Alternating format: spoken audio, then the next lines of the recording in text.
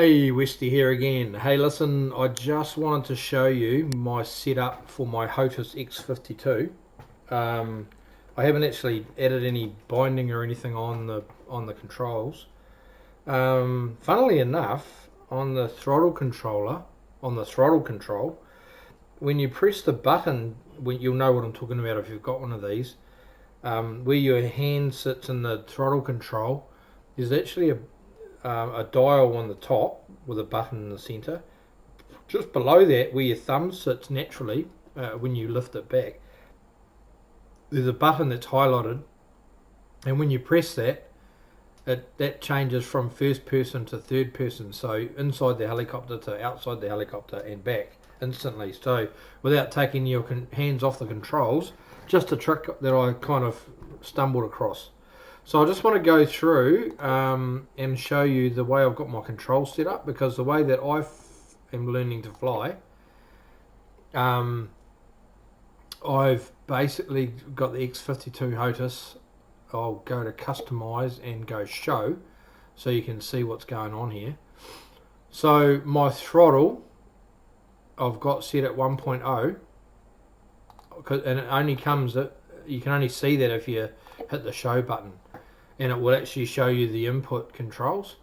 So what I like about this, I've got it set at around about 50% sensitivity, and you just drag it left and right. That's the throttle here. So when you move whatever control, it'll highlight which one's activating and which one's not activating. So the cyclic in the joystick, so forwards and backwards, or forward and aft cyclic movement, I've got that set up on 1.5. So this is the kind of like the multiplier, 1.5, and I've got it set up at about 45% sensitivity, and that basically gives me about 1-for-1 of what I'm doing in real life on the actual controller to what you see. The guy there, his hand is moving exactly the same amount.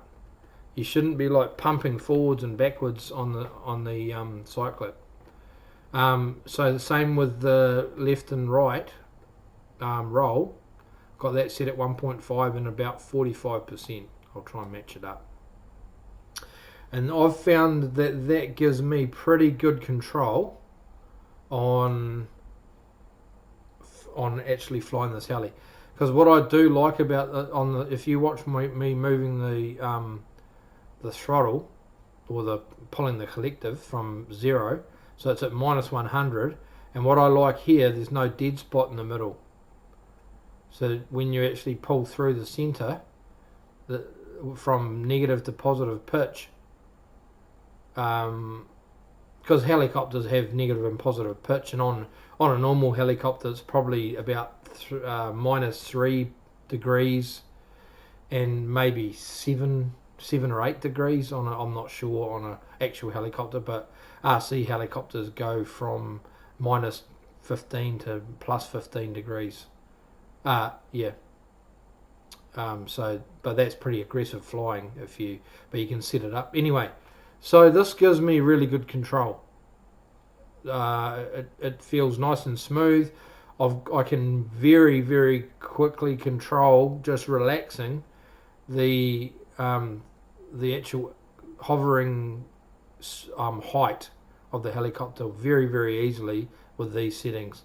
But that's just me. You might want to basically make it more sensitive or less sensitive, because you might be a bit jerky, but I'm putting in very, very minimal input, because when you're actually flying a real helicopter, of years and years and decades ago, I did probably 20 hours in a huge 300.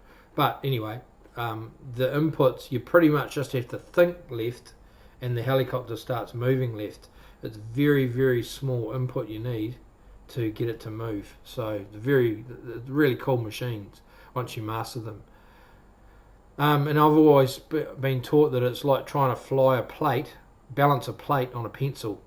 So if you can think about that and how difficult that is, your cyclic is basically moving the rotor mask as if it was a pencil to move around the disc, you know, to get the disc to do what you want it to do. Anyway, that's how that's all set up. And I don't think I've actually set anything on it at all.